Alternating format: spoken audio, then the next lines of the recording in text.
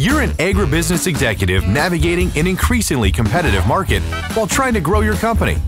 Mergers and acquisitions are pitched as an accelerant to growth, but many M&A deals destroy more value than they create. Welcome to the Pacesetter Pod, where we explore and reveal the perspectives, insights, and approaches for successful mergers and acquisitions. Here's your host, the Integration Pacesetter, Joe Mosier. Hello and welcome to another episode of the Pacesetter Pod. I'm your host, Joe Mosier. Thank you as always for choosing to spend your time with us today. Recently, I was sitting down with a friend of mine who I've known for many, many years, both in a personal and professional capacity. And he was telling me about a process that he's in right now. Let me tell you a little bit about this guy. He's a seasoned executive. He's got significant experience leading businesses at the site level, multi-location, regional level responsibilities, and even C-suite enterprise level positions in the past. He's worked in everything from commodity handling to value-added processing, and even a stint within a CPG firm. And the arc of his responsibilities, or the journey he's been on, he's led operations, he's led sales organizations, he's led the significant project work around commercial installation of equipment, and as well as industrial services post-installation. And so my friend is sitting here and he's having discussions with ownership regarding joining their organization and joining it at a very significant level, at the C-suite level of the organization. And the challenge that he's been sharing with me is that he's very, very excited about the opportunity that this may present, is very much enjoying the conversations, but that the discussions sometimes seem endless, or they seem like they're recycling back to previous topics. So we all know how this goes. You have the get to know you phase of this kind of professional dating period. There's the get to know us, right? Learning about the company after they get to know about you, talking about the company, talking about the business, talking about their strategy, talking about what concerns they have for this position to be successful. They talk about the future of the organization. They inevitably will talk to you about what are you looking for in your next role. Based on what you know about their strategy, what are your ideas of what you might do if you were to join our team? Then later on, you talk again about the strategy, talk about assessing culture fit, talk again about the strategy, talk again about what are your ideas for what you would do if you were here. And what my friend has been sharing with me is that, of course, this process is flattering, right? And it's very interesting professionally. It's very exciting to conceive of new opportunities. It's energizing, and it's a brief hiatus from maybe what you're responsible for day to day in your current job. But at some point, it loses its novelty and it loses its appeal.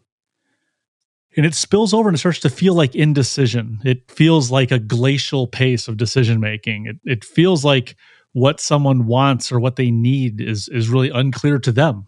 And if what someone wants or needs is unclear to them, how can you possibly be helping them or figuring out if you can be part of that solution? But what it may not be is it may not be indecision, and it may not be moving slow, and it may not even be that the objective is unclear. It might just be that the decision scope is not explicit, and not everyone has the same scope of decision in mind during those discussions. So today I want to talk a little bit about what I mean by decision scoping, as well as a simple model that I think can be of significant help and value to you and your agribusiness. This is something that can be applied personally in terms of getting clear about what you're looking for in a given situation. It can also be used to create alignment among a team. And perhaps even more importantly, it can be used to create alignment among distinct parties that are jointly engaged of some kind of examination of an issue or a partnership or a transaction or wherever that might be. And so in today's episode, I want to talk about three things. First, I want to talk about the three major types of decision scopes as I see them. I want to talk about the problems that arise from the ambiguity and lack of clarity that comes when these things are not made explicit. And I want to talk about the benefits that alignment and the explicit expression of decision scope creates and what it allows all the parties involved to accomplish. So first, let's talk about the major types of decision scopes. The story I shared at the top of the episode was from a candidate's perspective, a candidate in discussions with a potential new employer. But this is repeated in a lot of other scenarios. And so just a couple to illustrate the point. You might find that there's different perspectives on the pace and the productiveness of discussions when it comes to developing strategy broadly within a business, or maybe even developing the business plans to enable that strategy more specifically. We see it come up when teams are talking about building the scope of a CapEx project, getting bids from contractors, setting the budget. How often does it feel like you're making progress? And then a question comes up and you go back to square one. It comes up in looking at technology for a business. And whether you're looking at huge, significant material impact ERP type projects, or maybe if it's even more targeted tech plays like machine or workflow automation within the four walls of your organization. And certainly this comes up in M&A deal discussions when the parties are both known to each other, known to one another, and it's more of a private, direct buyer to seller discussion, not part of a public auction or any sort of a facilitated process. So my model for decision scope is as follows. You have 1, exploratory decision scope, 2, evaluatory decision scope, and 3, confirmatory decision scope. Exploratory, evaluatory, confirmatory. Full disclosure, I don't know if evaluatory is actually a word, but we're going to use it as such in this episode today. So let me share for a moment how I roughly define these. Exploratory decision scope is the scope or frame through which you're assessing whether some topic or some opportunity or some endeavor, whatever it might be, is strategically aligned with what you're trying to accomplish. Is it potentially additive to your business? Does it advance your goals? Does it reduce your risk? Does it in fact warrant closer examination? And I liken this to, it's like a phone screen with a prospective candidate. Yeah, it seems good on paper. Let's just talk to the person real quick and see if anything pops up that either tells us that we should maybe pursue or maybe gives us pause. It's kind of like reading that deal prospectus that you get from a broker on a company that's for sale. You get the 1 to 2 page, teaser, if you will. And then you have that one discussion with the broker. Just a little bit more information, a little more context before you decide if you want to pursue an NDA or not. And it might even be as simple as, yeah, we think that we could actually have some better processes, maybe on customer relationship management or CRM side, maybe inventory management, whatever it might be. So let's just go out and let's watch a couple demos of some of the technologies that we know other people in our space are using. It's kind of like taking a car for a test drive, right? You're seeing how it fits. How does it feel to sit behind the wheel? How does it feel to sit in the passenger seat? Is it roomy enough? Do you feel like you could see yourself driving that vehicle? But it comes with no obligation or expectation that you're going to move forward. So exploratory is really about determining whether you even think a decision might be in your future. Now, evaluatory, this is the decision scope which generally ought to bear the most rigor. It's the one I think we most often think about in these kinds of contexts. So here you've determined that you want to fill a position, using the hiring example. Certainly that you're interested in pursuing an acquisition. So you sign the NDA to move forward. You believe that technology investments are imminent in your business. So you start to move forward with what does the process look like to actually make that decision. In this case, in fact, that you do intend to purchase a new vehicle, right? So it's not just stopping by the dealership to take a couple test drives. It's actually saying, okay, I have a vehicle or I need a vehicle, and I'm starting to form the criteria and the things that I'm looking for in that vehicle. Evaluatory decision scope is all about fact finding. It's about hypothesis testing. And it's about determining if what you need to be true is in fact true. And if it's not true, how deep and wide is that chasm between where the reality is and where you'd like it to be? So when most of us are thinking about examination in the run-up to a decision, whether that's investment or strategy or M&A or hiring, whatever that might be, when we think about the run-up to that examination to a decision, evaluatory is what we typically have in mind.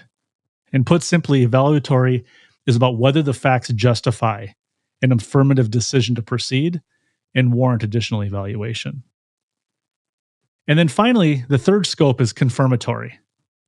And this is the decision scope where The data and the inputs have largely accrued to the side of the ledger, indicating that you should proceed, but you're validating the rationale. You're validating the support. You're taking a good look in the mirror, right? You're making sure, have I been blinded by my own biases to this? Have I missed anything? What are the final things that we should probably know before we finally say yes? So in this one, it's things like in the hiring example, you're calling references. Maybe you're conducting those beloved personality assessments that those of us who have gone through them really thoroughly enjoy. You're doing a background check on some promising new hire.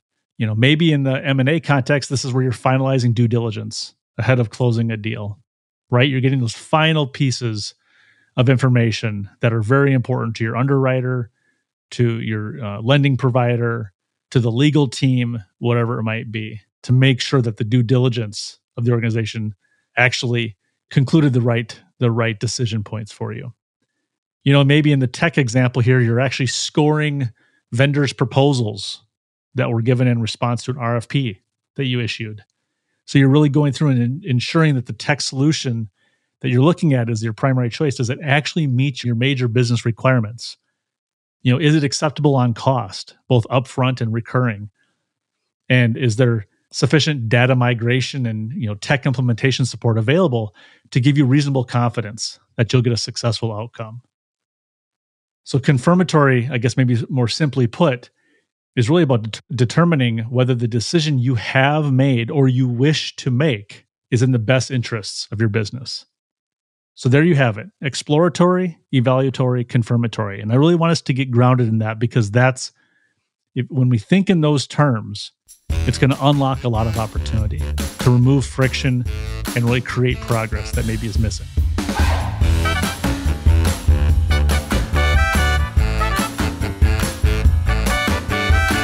Poorly executed mergers and acquisitions destroy more value than they create. They can set your company back years. To defend your firm's position in the marketplace, you need access to the leading practices that unlock the greater potential of your people, processes, and systems. If you are undertaking a company transformation or pursuing an acquisition as a vehicle to grow, set up a call with Joe by visiting www.moshercg.com. So the second thing we want to talk about today is, what problems does ambiguity introduce?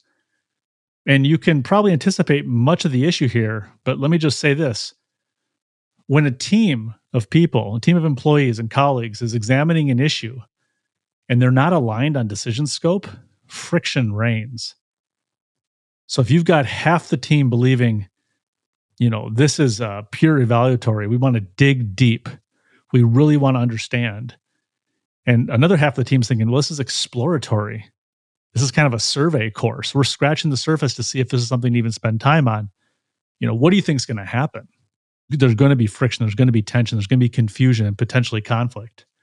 When counterparties, so people from two different organizations, are operating in two different decision scopes, deals and partnerships lose altitude very quickly and they almost never land wheels down, right? These things are a fireball on the side of the mountain.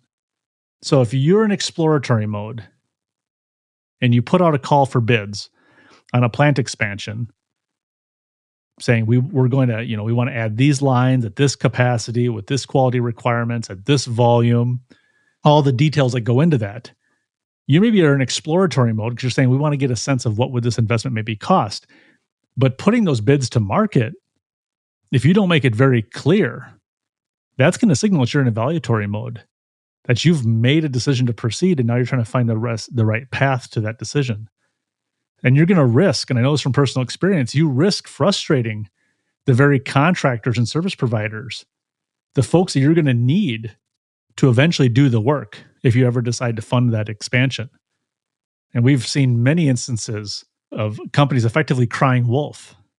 We want to add a new leg and some new bins, some new belt capacity, new milling capacity, whatever it is.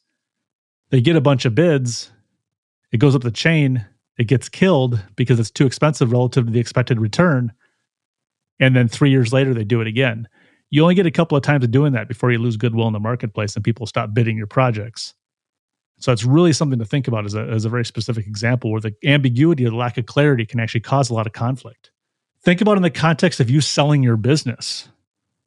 You have decided to exit your organization, exit the business, you're going to sell it. You love the deal on the table. They've made an offer, you've had some preliminary discussions, you're feeling good about it, and you're sitting there maybe in confirmatory scope saying, yeah, I know they got to ask some questions, but we've got a good business here. We got nothing to hide.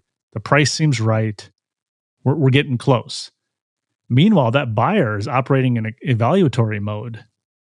Yeah, they've got a preliminary price, but they got to ask a lot of questions. They're going to have to request a lot of detailed data.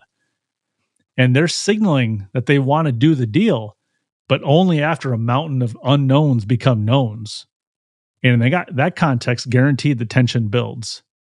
Many times, a seller's expectations for the expedience of the process compared to the diligence and the pragmatism of the buyer run into conflict with one another and cause a lot of undue tension that is simply born out of two parties that are operating in different decision scopes. And that's why I think it's so important to bring this up. We've even seen it internally where senior management has signaled interest in a business expansion. We want to grow this business and we're willing to invest. And that really motivates the organization. But among those leadership members, when they're sitting behind closed doors, the actual debate is not whether or not they want to grow, but it's, do we grow by plant expansion? Do we grow by greenfield construction or brownfield construction? Or do we grow through acquisition? Do we grow through partnership, through tolling agreements? Growth comes in a lot of different ways. Meanwhile, line management and operations and sales and everyone else in the business believes that things are much further along. And when suddenly ideas that are being brought forward are not getting audience or opportunities aren't getting traction, it makes them feel like that perhaps what you perceive as careful deliberations, they're seeing it as a lack of vision or perhaps acute indecision. And so that's why this is so important, because where ambiguity persists, frustration festers and misalignment reigns. The power of these decision scopes, exploratory, evaluatory, confirmatory, the value only comes when you express them and when you get aligned, because then things start to fall into place. And that brings us to our third and final topic today, the benefits of alignment. So when I say things fall into place, what does that mean? And in many ways, it's nearly as simple as saying the opposite of everything I just shared. Every example I just shared of things going sideways, of causing friction and tension and conflict, it's the opposite of that. But in another way, where all parties understand and are aligned around a decision scope, whether it's exploratory, evaluatory, or confirmatory, it really enables productive and progressive examinations. Those things really take hold. And specifically, what happens is the right questions are asked, and those right questions are understood and expected and anticipated. The right amount of information is sought, and concurrently, the right amount of information is provided. If you know someone's in evaluatory mode, you're not going to be providing confirmatory level information. You're going to help them in their evaluation. Similarly, if someone's in exploratory mode, you're not going to snow them with evaluatory information. You're going to help them assess if this makes sense to them.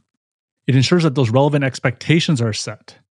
So it really front runs the opportunity for that tension and friction to emerge. Because right up front, people have said, hey, we're in an exploratory phase. We believe there's something here, whether that's a hiring, expansion, tech, M&A, again, whatever it might be. We're in exploratory mode. And we've got some preliminary questions and conversations we'd like to have or have answered so that we can know if this is something we wish to pursue. Having that framing really mitigates a lot of the risks we've been talking about today. And the other thing it does is kind of as you level set around those expectations, as you level set around what questions we're going to ask, what's the right amount of information to provide, what you're doing is you're ensuring that all parties have a shared sense of objectives. What is the outcome we're looking for?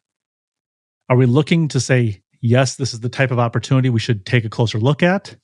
Or we've taken a closer look, now we want to confirm our decision? Those kinds of things are really, really important. when the scope is explicit and it's communicated, friction that shows up reflects a lack of listening among somebody in the group and not a lack of leadership in the process. So let's recap what we talked about today. We talked about several scenarios in agribusiness where reasonable and credible individuals and parties can find themselves at odds in the course of an examination.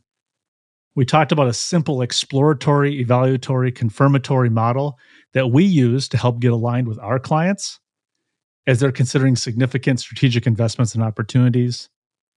And we talked about what happens when decision scope is not explicitly and commonly understood. And more importantly, we talked about the efficiency that's unlocked by getting aligned around what decision scope people are in. That's all we have for today, but I would encourage you to do one thing, actually two things. I would encourage you to apply this framework to just a couple of the major undertakings that you have underway in your business today. And just think about that. If that's hiring a new executive or senior type person in the organization, you're considering expansion, you're considering investing in new products or services, pursuing partnerships, whatever it is. This fits every category. Think of one or two of those and then ask yourself this first question. What decision scope are you in as you look at that topic? Are you in exploration, evaluation, or confirmation? And then, and this is the fun part, ponder for a moment, do the others that are around you that are involved in that process, or folks that are involved in that process but they're on the opposite side of the table, do you think that they share your scope? Have you given them reason to understand and know the scope through which you're looking at this? And if not, how might things improve if they did understand it? So thank you as always for tuning in today. I hope that this was of value to you. A quick reminder to like and subscribe to the Pacesetter Pod on Apple Podcasts, Spotify, YouTube, or wherever you get your podcasts. And if you want to support the show, consider leaving us a review on your device right now. We really do appreciate it, and it helps us get this out to as many people as possible that need to hear it. And if you'd like to continue the conversation, you can always connect with me, Joe Mosier, on LinkedIn, or set up a call directly by visiting Mosier Consulting Group online at mosiercg.com. Have a safe and productive day. Thank you. This is thepodcastfactory.com.